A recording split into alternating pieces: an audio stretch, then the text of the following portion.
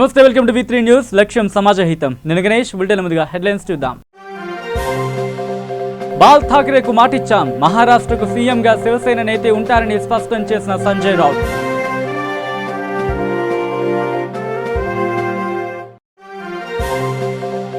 ఇటీవలే సుప్రీంలో అయోధ్య వివాదంపై అంతిమ తీర్పు. మరింత స్పష్టత కోరాలని ముస్లిం పర్సనల్ లా బోర్డు నిర్ణయం. బాసర అమ్మవారిని దర్శించుకున్న ప్రభుత్వ చీఫ్ విప్ వినయ్ భాస్కర్. తమ పిల్లలకు అక్షరాభ్యాసం చేయించడం జీవితంలో మర్చిపోలేని రోజుని వ్యాఖ్య.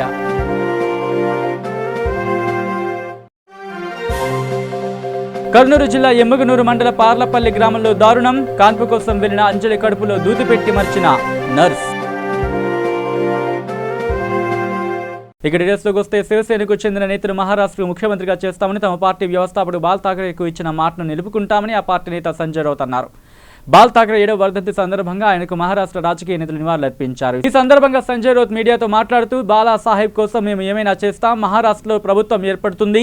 మా పార్టీ నేత రాష్ట్రానికి సీఎంగా ఉంటారని ఉద్ధవ్ ఠాకరే గతంలో బాలా సాహెబ్కు మాట ఇచ్చారు. మహారాష్ట్రకు కాబోయే ముఖ్యమంత్రి శివసేన నుంచే ఉంటారు. మీరు త్వరలోనే చూస్తారు అని ఆయన అన్నారు. ఇక లక్నోలో ముస్లిం పర్సనల్ లా బోర్డు సమావేశం ముగిసింది. అయోధ్య భూ వివాదం తీర్పుపై సుప్రీంకోర్టులో రివ్యూ పిటిషన్ దాఖలు చేయాలని ఈ సమావేశంలో నిర్ణయించారు. అయోధ్యలో వివాదాస్పద 2.77 ఎకరాల భూమి హిందువులదేనని సుప్రీంకోర్టు కొన్ని రోజుల క్రితం తీర్పు వెలువరించిన సంగతి తెలిసిందే. ఈ విషయం చర్చించేందుకు సమావేశమైన ముస్లిం పర్సనల్ లా బోర్డు రివ్యూ పిటిషన్ దాఖలు చేయడం తమ హక్కు అని తీర్మానించింది. దీనిపై జమాయత్ ఉలేమా ఈ హింద్ అధ్యక్షుడు అర్షద్ మదాని మాట్లాడుతూ, అయోధ్యలో ఆలయాన్ని ధ్వంసం చేసి మసీదు నిర్మించలేదని సుప్రీంకోర్టు తన తీర్పులో స్పష్టం చేసిందని, అయినప్పటికీ తమకు అక్కడ మసీదును ఇంతవరకు కేటాయించలేదని అన్నారు. అందుకే వాస్తవంగా అక్కడ తమకు రావాల్సింది ఏమిటి అనే దానిపై స్పష్టత కోరుతూ సుప్రీంలో రివ్యూ పిటిషన్ దాఖలు చేయాలనుకుంటున్నామని వెల్లడించారు. తెలంగాణ ప్రభుత్వ చీఫ్ విప్ దాస్యం వినయ్ భాస్కర్ అతని భార్య పిల్లలతో బాసర శ్రీ జ్ఞాన సరస్వతి అమ్మవారిని దర్శించుకున్నారు. ఈ సందర్భంగా ఆలయ అర్చకులు వీరి ఘనంగా స్వాగతం పలికారు. అమ్మవారి సన్నిధిలో ప్రభుత్వ చీఫ్ విప్ కూతురు రిషిక, కుమారుడు కృష్ణలకు అర్చకులు అక్షరాభ్యాసం చేయించారు. ఈ సందర్భంగా వినయ్ భాస్కర్ మాట్లాడుతూ, అమ్మవారిని దర్శనం చేసుకోవడం, అమ్మవారి సన్నిధిలో తమ పిల్లలకు అక్షరాభ్యాసం చేయించడం జీవితంలో మర్చిపోలేని రోజని ఆయన అన్నారు. ఈ సందర్భంగా అమ్మవారి ఆలయ నిత్య అన్నదాన సత్రంకు 51,000 రూపాయలు, అభిషేకానికి 51,000 రూపాయలు, శాశ్వత కుంకుమార్చన పూజకు 14,000 రూపాయలు వినయ్ భాస్కర్ దంపతులు అర్చకులకు విరాళంగా ఇచ్చారు. కార్యక్రమంలో స్థానిక టీఆర్ఎస్ నాయకులు పాల్గొన్నారు.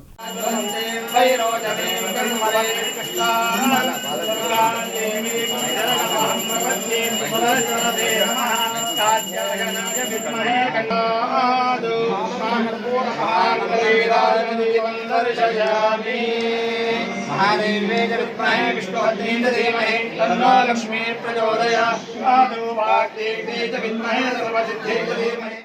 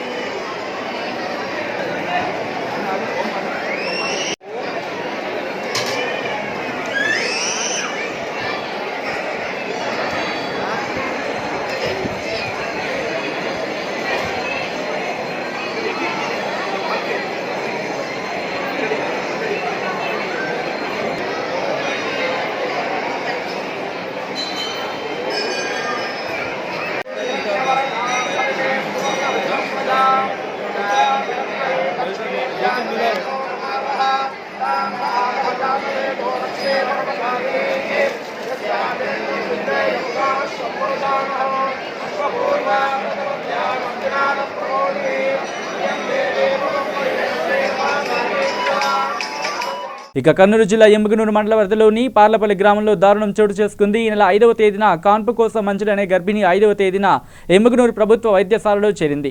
ఆమెకు నర్సు సురేఖ కాన్పు చేసి అంజలి కడుపులో దూది పెట్టి మరచిపోవడంతో దీంతో గర్భిణి ఆరోగ్య పరిస్థితి రోజురోజుకు కడుపు ఉబ్బుకొని రావడంతో స్కానింగ్ చేస్తే దూది ఉన్నట్లు గుర్తించారు. నర్సు సురేఖపై అంజలి కుటుంబ సభ్యులు సూపరింటెండెంట్ డాక్టర్ బాలయ్యకు ఫిర్యాదు చేయడంతో ఈ ఘటనపై అధికారులకు ఫిర్యాదు చేస్తానని, అంజలికి మంచి వైద్యం అందించి ఆమెకు న్యాయం చేస్తామని తెలపడంతో అంజలి కుటుంబ సభ్యులు శాంతించారు. Okay sir.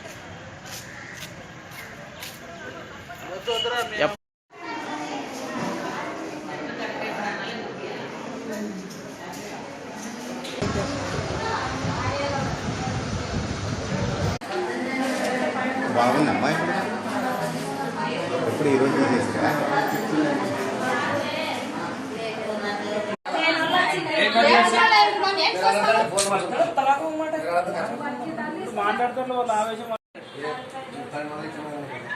$1200 ఇచ్చింది కదా ఆయన నైట్.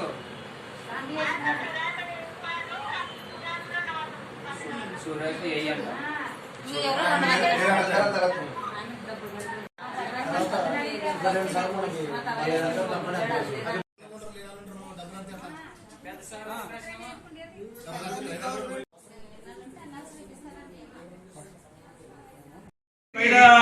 సరిపోతుంది. ఇది లక్షలు వస్తాయి బయట పెట్టుకుంటే ఒకటి నచ్చిపోతే బతికినా సరిపోతుంది. బయట అయితే ఇది గవర్నమెంట్ హాస్పిటల్. ఇది ప్రతి ఒక్కరికి చావ చేయాలి. మీరు ఎందుకు ఉన్నారు? డబ్బులు తీసుకుంటారు. మీరు ఏమన్నా ఎవరు చావ చేయాలనుకుంటారు మందికి. నువ్వు తీసుకున్నా చెప్తే 10,000 నువ్వు తీసుకునేమా లేదా? నువ్వు తీసుకునేవా? 10,000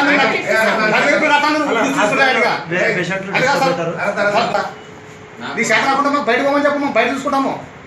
ఇంకా 10,000 డబ్బులు పోయినా బాగలేదు మాకు. అదే మా ప్రాబ్లము. ఇప్పుడు ఆ మేడం రెండవ కాన్పు కోసము గవర్నమెంట్ ఆసుపత్రిలో 5వ తేదీ అడ్మిట్ అయినారు.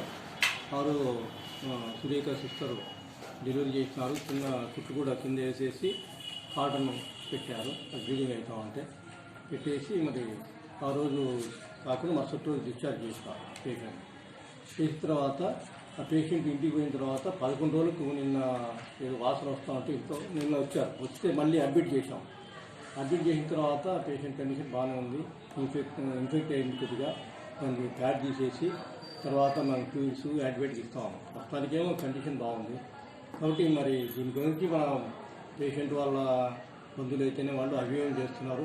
మరి దాన్ని పరిగణలోకి తీసుకొని ఇమ్మీడియట్గా ఆమెను చాలా వరకు మేము సరెండర్ చేయడానికి చూస్తాం. డిస్ట్రిక్ట్ ఆఫీసర్కు డిస్ట్రిక్ట్ తీసుకుని మేము వచ్చేసి సరెండర్ చేసేందుకు మేము సివియర్ యాక్షన్ ఉంటుంది. మేము దాని గురించి మన దృష్టికి వచ్చింది కాబట్టి సివియర్ యాక్షన్ ఉంటుంది. ఇక 108 సిబ్బంది పైలట్లైన చంద్రశేఖర్, నసీర్ ఉల్లా ఖాన్, సత్యం రెడ్డిలను నిర్మల్ జిల్లా స్థాయిలో ఉత్తమ సేవలు అందించినందుకు కలెక్టర్ ప్రశాంతి చేతుల మీదుగా ప్రశంసా పత్రాన్ని అందుకున్నారు. 24 గంటల పాటు అందుబాటులో ఉంటూ ప్రజలకు సేవలందించడం గర్వించదగ్గ విషయమని కొనియాడారు. ప్రజలకు సేవలందించడంలో నిరంతరం కృషి చేస్తారని ఆకాంక్షించారు. జిల్లా స్థాయిలో ఉత్తమ సేవకులై కలెక్టర్ చేతుల మీదుగా ప్రశంసలు అందుకోవడం పట్ల 108 సిబ్బందిని స్థానికులు, తోటి సిబ్బంది హర్షం వ్యక్తం చేశారు.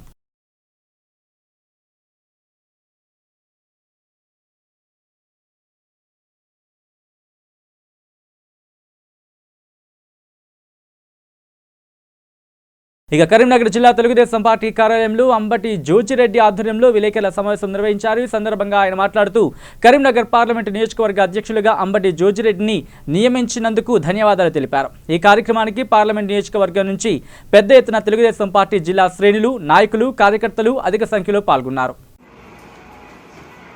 ఈరోజు కొత్తగా కరీంనగర్ పార్లమెంట్ అధ్యక్షుడిగా నిన్న జరిగిన సమావేశంలో మా జాతీయ అధ్యక్షులు చంద్రబాబు గారు మరియు రాష్ట్ర అధ్యక్షులు ఎల్ రామన్న గారు నాకు ప్రకటించడం చాలా సంతోషం. తక్షణం పోయి ఛార్జ్ తీసుకొని వర్క్ స్టార్ట్ చేయమని చెప్పేసి ఆదేశాలు ఇవ్వడం వల్ల తక్షణం కూడా ఇక్కడికి రావడం, పార్లమెంటు అధ్యక్షుడిగా ఈరోజు నుంచి కార్యక్రమాలు మొదలు పెట్టబోతున్నాం. దానికి గాను నాకు సహకరించిన ప్రతి తెలుగుదేశం కుటుంబ సభ్యుడికి మరొక్కసారి అందరికీ కూడా ప్రత్యేకంగా ధన్యవాదాలు తెలుపుకుంటూ రాష్ట్ర నాయకత్వానికి, అదేవిధంగా జిల్లా నాయకత్వానికి, జిల్లా టీడీపీ సభ్యులందరికీ కూడా, కుటుంబ సభ్యులందరికీ కూడా నమస్కారాలు తెలియజేసుకుంటూ ఈ రోజు నుండి ప్రత్యేకంగా పార్లమెంటు స్థాయిలో ఎక్కడ ఏ సమస్య ఉన్నా కూడా ప్రజల కోసం ప్రజాస్వామ్యాన్ని కాపాడడం కోసం తెలుగుదేశం పక్షాన మేమందరం కూడా పనిచేయడానికి సిద్ధమవుతున్నాం. ఈ పార్లమెంటు స్థాయిలో ప్రతి కార్యకర్త, తెలుగుదేశం కుటుంబ సభ్యులు అదేవిధంగా ప్రజలతో మమేకమై ప్రజా సమస్యలపై పోరాటానికి సిద్ధంగా ఉన్నాం. అదేవిధంగా ఈరోజు ఆర్టీసీ సమస్యలపై కూడా పోరాడుతూ ఉన్నాం. కరీంనగర్ జిల్లాలో ఇద్దరు చనిపోతే వారికి కూడా మా అధ్యక్షుల వారు ఎల్రమణ గారు 25,000 చెప్పిన సహాయం చేయడం కానీ, అదేవిధంగా నిన్న శ్రీనివాస్ అనే వ్యక్తి చనిపోయిన దాంట్లో కూడా ₹1,00,000 మళ్ళీ నిన్న ఆర్థిక సహాయం ప్రకటించడం ఇవ్వడం కూడా జరిగిపోయింది. అదేవిధంగా ప్రతి చోట కూడా తెలుగుదేశం ముందుండి ప్రజల కోసం పనిచేస్తూ ప్రజలతో మమేకమై ఈ టీఆర్ఎస్ ప్రభుత్వం చేస్తున్న విషయాల గురించి ప్రజల్లో వాళ్ళ మనసుల్లో పోయే విధంగా తెలుగుదేశం పనిచేయబోతుంది. ముఖ్యంగా ఆర్టీసీ సమస్య కావచ్చు, ప్రధానంగా నిన్నటి ఆదేశాలు మా జాతీయ అధ్యక్షులు, రాష్ట్ర అధ్యక్షులు ఎల్రమణ గారి ఆదేశాల ప్రకారంగా రేపటి నుండి వడ్ల కొనుగోలు కావచ్చు, పత్తి కొనుగోలు కావచ్చు, అదేవిధంగా మొక్కజొన్నల కొనుగోలు కావచ్చు, గవర్నమెంట్ సెంటర్లు ఓపెన్ చేసుకుంటూ పోతుంది. కానీ ఎక్కడ కూడా పర్చేసింగ్ జరగట్లేదు. కాబట్టి దానిపై ఉద్యమించి రైతులకి మా పార్టీ తరఫున సహాయ సహకారాలు అందించాలని చెప్పేసి పార్టీ ఆదేశం. ఆ ఆదేశ ప్రకారంగా కూడా మేము పనిచేయబోతున్నాం. ఈ రోజు నుండి ప్రతి కమిటీ కూడా రద్దు చేయడం జరిగింది. ఆ కమిటీలన్నీ కూడా కొత్తగా మళ్ళీ పార్లమెంట్ కమిటీ కావచ్చు, కాన్స్టిట్యున్సీ కమిటీ కావచ్చు, కాన్స్టిట్యున్సీ ఇన్ఛార్జీలు కావచ్చు, మండల కమిటీలు కావచ్చు, ఈ విధమైన కమిటీలన్నీ కూడా పూర్తి చేయబోతున్నాం. అవి త్వరలో పూర్తి చేసేసి గ్రౌండ్ వర్క్ చేసి తెలుగుదేశాన్ని మళ్ళీ పూర్వ వైభవం తెచ్చే విధంగా పనిచేయడానికి మీడియా మిత్రులకు, అదేవిధంగా మా కుటుంబ సభ్యులకు, అదేవిధంగా ప్రజలందరికీ కూడా సహాయ సహకారాలు నాకు అందించాలని చెప్పేసి, మీ అందరి ఆశీర్వాదాలు నాకు ఉండాలని చెప్పేసి మిమ్మల్ని అందరినీ వేడుకుంటూ, మీ అందరు ఇప్పటివరకు కూడా ఒక జిల్లా అధ్యక్షుడిగా నాకు సహకరించినందుకు మీడియా మిత్రులకు, అదేవిధంగా తెలుగుదేశం కుటుంబ సభ్యులకు, ప్రజలకు కూడా కృతజ్ఞతలు తెలుపుకుంటూ, ఇక ముందు జరగబోయే కార్యక్రమాలు ప్రజల కోసం, ప్రజాస్వామ్యాన్ని కాపాడడం కోసం, ఈ ప్రభుత్వానికి వ్యతిరేకంగా, ప్రజలకు వ్యతిరేకంగా ఏదైతే పాలన చేస్తున్నాడో ఈ ప్రభుత్వానికి వ్యతిరేకంగా మేము ఎల్లప్పుడూ కూడా పోరాడతామని చెప్పేసి తెలియజేసుకుంటూ, భారీ ఎత్తున సమస్యలపై పోరాడతాం, ప్రజలలో ఉండటానికి మేము సంసిద్ధత వ్యక్తం చేస్తూ ఈ రోజు నుంచి నా బాధ్యతలు నెరవేర్తిస్తా అని చెప్పేసి మీ సహాయ సహకారాలు అందరి సహకారాలు కావాలని చెప్పేసి కోరుకుంటూ సెలవు తీసుకుంటున్నాను. Thank you. ఇక కరీంనగర్ జిల్లా సైదాపూర్ మండల కేంద్రంలో రాజ్యసభ సభ్యులు, టీఆర్ఎస్ నాయకులు కెప్టెన్ లక్ష్మీకాంతరావు 81వ జన్మదిన వేడుకలను ఘనంగా నిర్వహించారు. ఈ సందర్భంగా ZP vice chairman Perala Gopalarao, MPP Prabhakar Reddy, మండల టీఆర్ఎస్ పార్టీ అధ్యక్షులు సోమారపు రాజయ్యలు కేక్ కట్ చేసి పండ్లను పంపిణీ చేశారు. అనంతరం సర్పంచుల ఫోరం ఆధ్వర్యంలో పేదలకు చీరలను పంపిణీ చేశారు. ఈరోజు మా ప్రియతమ నాయకులు రాజ్యసభ మెంబర్ కెప్టెన్ లక్ష్మీకాంతరావు గారి జన్మదినం, 81వ జన్మదినం. భగవంతుని కోరుతున్న వారికి ఆరోగ్యాలు మంచిగుండి 100 ఏళ్ళు బతకాలని కోరుతున్నా. మిత్రులందరికీ మనవి, ఇంత మంచి లీడర్ మనకు దొరకడం మన అదృష్టం అని నేను భావిస్తున్నా. ఇవాళ జై కిసాన్ జై జవాన్ అనే పదం ఆయన ఒక్కరికే వస్తుంది. శాస్త్రి గారు పెట్టిన పేరు మీరు ఒక్కరికే వస్తుంది. వారు చదువు కాగానే సైన్యంలో పోయినరు, 2వ ప్రపంచ యుద్ధంలో పాల్గొన్నారు. తర్వాత వచ్చిండ్రు, మంచి బెస్ట్ వ్యవసాయం చేశారు. తర్వాత రాజకీయంలోకి వచ్చారు. రాజకీయం చేస్తూ విద్య మంచి 3 కాలేజీలు పెట్టిండ్రు. నేను అనుకుంటే కొన్ని వేల మంది మన దగ్గర నుంచి అమెరికా అన్నారు, ఇక్కడున్నారు, అమెరికా అన్నారు. ఒక మంచి వ్యక్తి మనకు నాయకుడికి రావడం మనందరి అదృష్టం అని నేను అనుకుంటున్నా. వారికి 100 ఏళ్ళు భగవంతుడు ఇవ్వాలని కోరుతున్నా. ఇప్పుడు 81 ఇంకొక 19 జన్మదిన కావాలని కోరుతున్నా. కెప్టెన్ లక్ష్మీకాంతరావు గారు జన్మదినోత్సవం, 81వ జన్మదినోత్సవం. లక్ష్మీకాంతరావు గారికి ఆరోగ్యాలతో 100 సంవత్సరాలు 100 ఏళ్ళు ఉండాలని మీ అందరం కూడా ఆయన పేరు మీద ఇలా అన్నదాన కార్యక్రమం, తర్వాత ఇలా చీరల పంపిణీ, తర్వాత పనుల కార్యక్రమం పెట్టడం జరిగింది, కేక్ కట్ చేయడం జరిగింది. తర్వాత మా మండలానికి ఆయన యొక్క సేవలు ఎన్నో ఉన్నాయి. ఇంకా ముందు కూడా ఆయన సేవలన్నీ ముందు మా మండలానికి సేవలు అందిస్తారని చెప్పి కోరుకుంటూ కాంతారావు గారి 81వ పుట్టినరోజు సందర్భంగా సైదాపూర్ మండల శాఖ ఆధ్వర్యంలో పుట్టినరోజు వేడుకలు చేయడం జరిగింది. వారు మొదటి తెలంగాణ ఉద్యమం నుండి పార్టీతో పార్టీకి తోడ్పడుతూ తెలంగాణ ఉద్యమంలో పెద్ద ఎత్తున పనిచేసిన నాయకుడు జయశీలి. ఇప్పుడు ప్రస్తుతం రాజ్యసభ మెంబర్గా ఆయన ప్రజాసేవకు అంకితభావంతో వారి కుటుంబం పనిచేస్తూ ఉన్నది. వారు ఇంకా ముందు పుట్టినరోజులు ఎన్నో జరుపుకోవాలని కోరుకుంటూ ఆ భగవంతుని ప్రార్థిస్తూ ఇక దేశవ్యాప్తంగా గాంధీజీ 150వ జయంతి ఉత్సవాల సందర్భంగా నాగర్ కర్నూలు జిల్లా అచ్చంపేట పట్టణంలో బీజేపీ రాష్ట్ర జిల్లా నేతలు కార్యకర్తలు ర్యాలీగా బయలుదేరి అంబేద్కర్ విగ్రహానికి పూలమాలలు వేసి అనంతరం బీజేపీ నాయకురాలు బంగారు శృతి మాట్లాడుతూ గాంధీజీ ఆశయాలైన అహింస, పరిశుభ్రత, గ్రామాభివృద్ధి, స్వచ్ఛ భారత్, ప్రధానమంత్రి ప్రవేశపెట్టి పథకాల అడుగుజాడల్లో నడుస్తున్నామని తెలిపారు.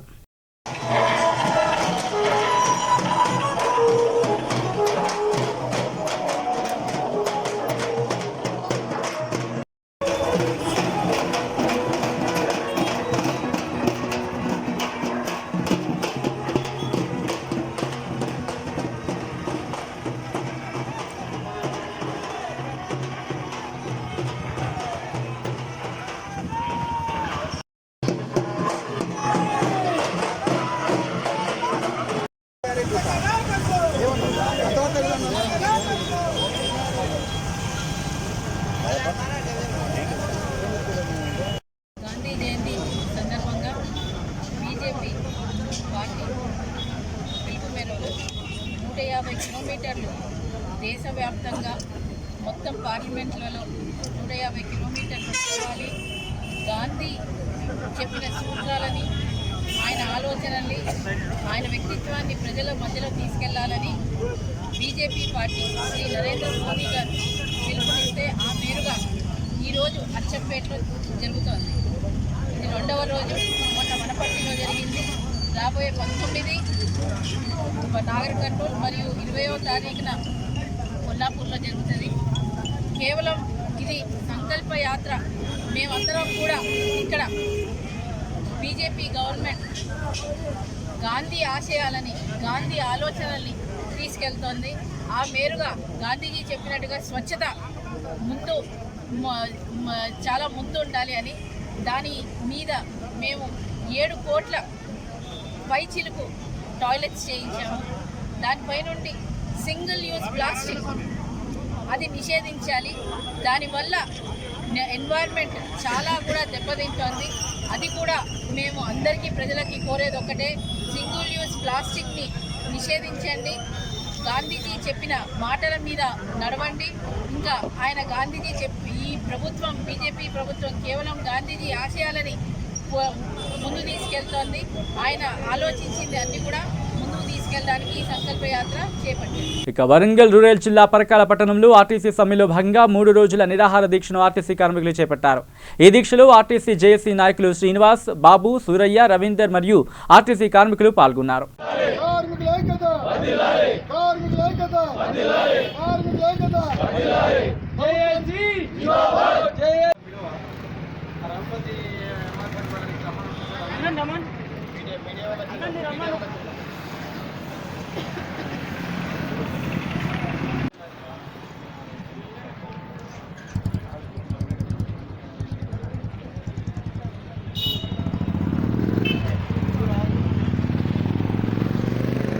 ఇక కర్నూలు జిల్లా కలెక్టరేట్ సునైన ఆడిటోరియంలో పండుగ వాతావరణం నెలకొంది. కురువుల ఆరాధ్య దైవం శ్రీ భక్త కనకదాసు చిత్రపటానికి కలెక్టర్ వీరపాండియన్, డిఆర్ఓ పుల్లయ్య పూలమాలలు వేసి నివాళులర్పించారు. ఈ సందర్భంగా కలెక్టర్ మాట్లాడుతూ కురువుల ఆరాధ్య దైవం శ్రీ భక్త కనకదాసును స్మరించుకోవడం మనందరి ధర్మమని తెలిపారు.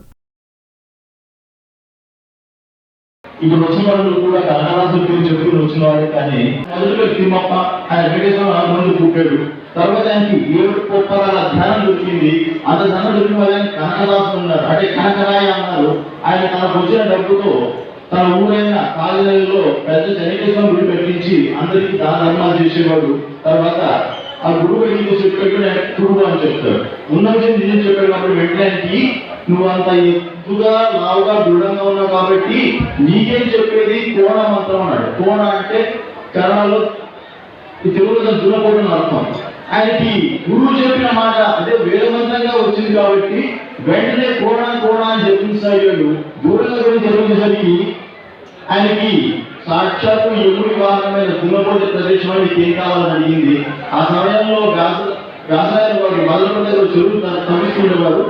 అది పెట్టి అడ్డపడ్డ బండను తీసేయని చెప్పేస్తే వెంటనే ఆ దున్నపోతున్న కూరలతో పీకేసి తన కొమ్ముతో పీకేసి పెట్టేసింది. దాన్ని వ్యాసంలోకి పెట్టారు. అంటే ఈ విధంగా సమాజానికి ఉపయోగపడాలి. ప్రతి ఒక్కరికి కూడా మనలోని భక్తి కానీ, యుక్తి కానీ, శక్తి కానీ ఏదైనా సరే అది సమాజానికి ఉపయోగపడినప్పుడే మనకి భగవంతుడు ఇచ్చిన జ్ఞానం గుణం ఇవన్నీ కూడా అభివృద్ధికి సహాయం చేస్తాయి. కాబట్టి కనీసం పునర్వసం అనేది చాలా గొప్పది. మనం ఏ ఏదైనా సానుకూలంగా ఏదైనా ఉన్నత స్థాయికి ఎదగాలంటే, ఉన్నత స్థాయికి చేరుకోవాలంటే చదువు ఒకటే మనకు మంచి ఆయుధం, చదువు ఒకటే ఒక మంచి మార్గం. దానివల్ల ప్రతి ఒక్కరు చదవాలి, ప్రతి ఒక్కరిని చదివించాలి. ఇది ఒక్కటే మనము ముందుకు వెళ్ళడానికి ఉపయోగపడుతుంది తప్ప మరి ఏ కార్యక్రమం చేయకూడదని చెప్పలేదు. ఏ కార్యక్రమాలు చేసినా ఫైనల్గా ఒక వ్యక్తిగతంగా ముందుకు వెళ్ళాలంటే, వ్యక్తిగతంగా వాళ్ళకు ఒక మంచి స్థాయికి వెళ్ళాలంటే, ఒక వ్యక్తి మంచి స్థాయికి వెళ్తే ఆటోమేటిక్గా ఆ కుటుంబం మంచి స్థాయికి వెళ్తుంది. ఆ రకంగా ప్రతి ఒక్క కుటుంబం మంచి స్థాయికి వెళ్తే ఆ ఊరు, ఆ సమాజం, ఆ రాష్ట్రం, ఆ జిల్లా అన్నీ కూడా. ఇక పెద్దపల్లి జిల్లా కమాన్పూర్ మండలం గుండారం వద్ద ఎక్సైజ్ పోలీసుల ఆధ్వర్యంలో తనిఖీలు నిర్వహించారు. ఈ తనిఖీలో కారులు అక్రమంగా తరలిస్తున్న బెల్లంను ఎక్సైజ్ పోలీసులు స్వాధీనం చేసుకున్నారు. కరీంనగర్ నుంచి భూపాలపల్లి జిల్లా తాటిచెర్లకు మారుతి కారులో బెల్లం తరలిస్తూ ఉండగా మందని కమాన్పూర్ మండలం గుడారం ప్రధాన రహదారులు ఎక్సైజ్ పోలీసులు పట్టుకున్నారు. ఆ కారులో 20 బ్యాగుల్లో 25 కిలోలు చొప్పున మొత్తం 500 కిలోల బెల్లాన్ని ఎక్సైజ్ పోలీసులు స్వాధీనం చేసుకున్నారు. కారు నడుపుతున్న వ్యక్తి పోలీసులను చూసి కారులో వదిలేసి పరారయ్యాడు. కారుతో పాటు బెల్లాన్ని మందని ఎక్సైజ్ కార్యాలయానికి తరలించారు.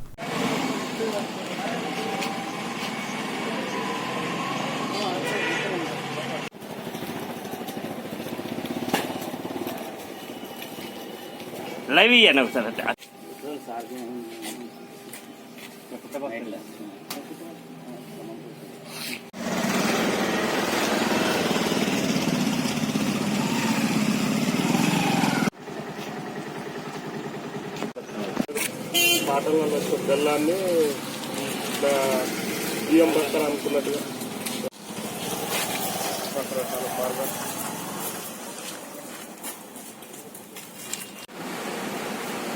గుండారం ఫస్ట్ వాళ్ళైతే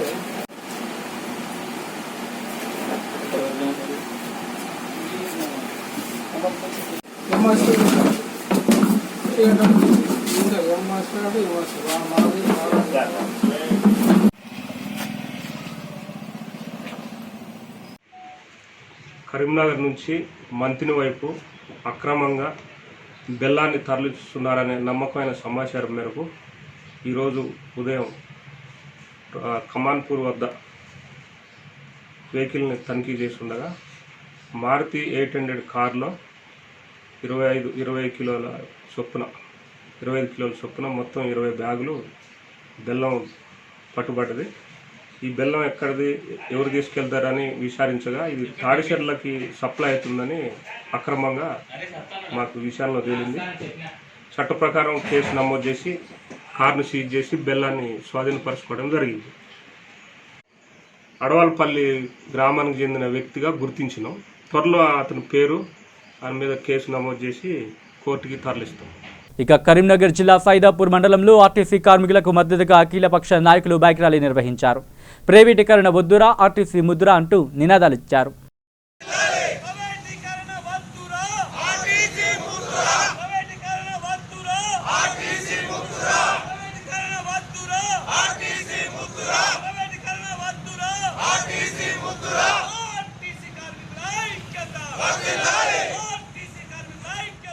ఇక నారాయణపేట జిల్లా మక్తల్ నియోజకవర్గం కృష్ణ మండలం గుడబల్లార్ గ్రామంలో ట్రాక్టర్ ట్రాలీలు మంటలు చెలరేగాయి. పశువులకు గడ్డి తరలిస్తూ ఉండగా ప్రమాదవశాత్తు విద్యుత్ తీగలు తగిలి ట్రాక్టర్ ట్రాలీకి నిప్పు అంటుకోవడంతో పెద్ద ఎత్తున మంటలు చెలరేగాయి. ఈ సంఘటనలో 2 లక్షల ఆస్తి నష్టం జరిగిందని రైతులు తెలిపారు.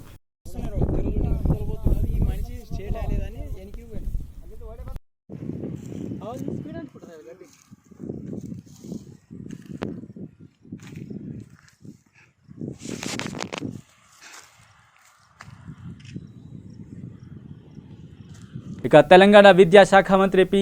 సబితా ఇంద్రారెడ్డి బడంగపేట మున్సిపల్ కార్పొరేషన్ పరిధిలోని అల్మాస్ గూడ పరిధిలో శ్రీహిల్స్ కాలనీ యందు అండర్ గ్రౌండ్ డ్రైనేజీ పనులకు శంకుస్థాపన మరియు కమ్యూనిటీ హాల్ను ప్రారంభించారు. ఈ కార్యక్రమానికి అధికారులు, టీఆర్ఎస్ పార్టీ అభిమానులు, కార్యకర్తలు, సవితమ్మ అభిమానులు, వివిధ పార్టీలకు చెందిన నాయకులు పాల్గొన్నారు.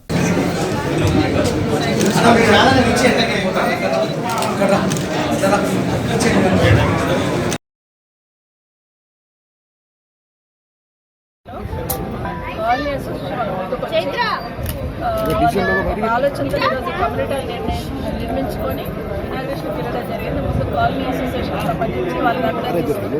దాన్ని సహకరించిన ప్రతి ఒక్కరికి కూడా ధన్యవాదాలు చెప్తా ఉన్నాను.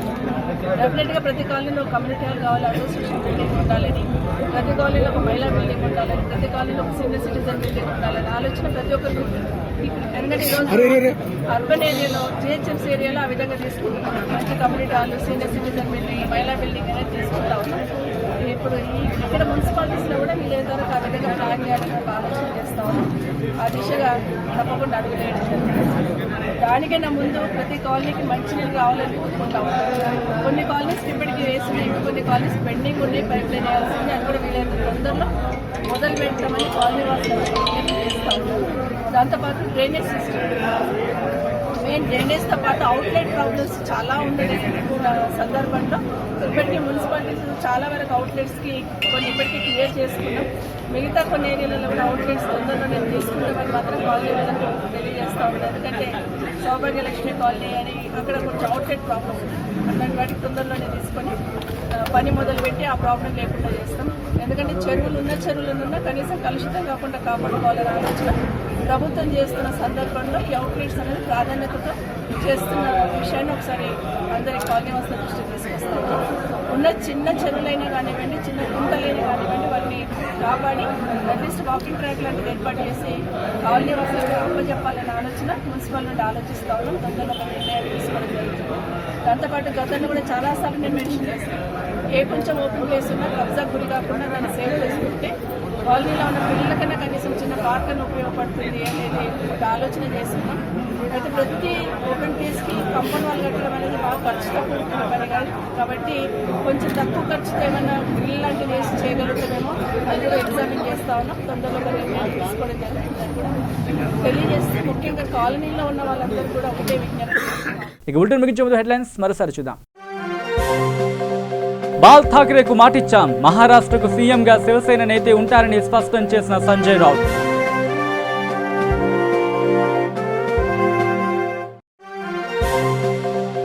ఇటీవలే సుప్రీంలో అయోధ్య వివాదంపై అంతిమ తీర్పు, మరింత స్పష్టత కోరాలని ముస్లిం పర్సనల్ లా బోర్డు నిర్ణయం.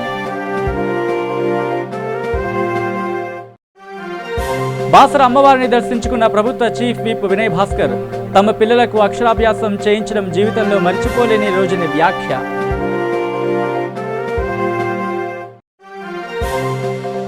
కర్నూలు జిల్లా ఎమ్మగనూరు మండల పార్లపల్లి గ్రామంలో దారుణం, కాన్పు కోసం వెళ్లిన అంజలి కడుపులో దూది పెట్టి మర్చిన నర్స్. ఇవి bulletin updates. Keep watching V3 news. లక్ష్యం సమాజ హితం.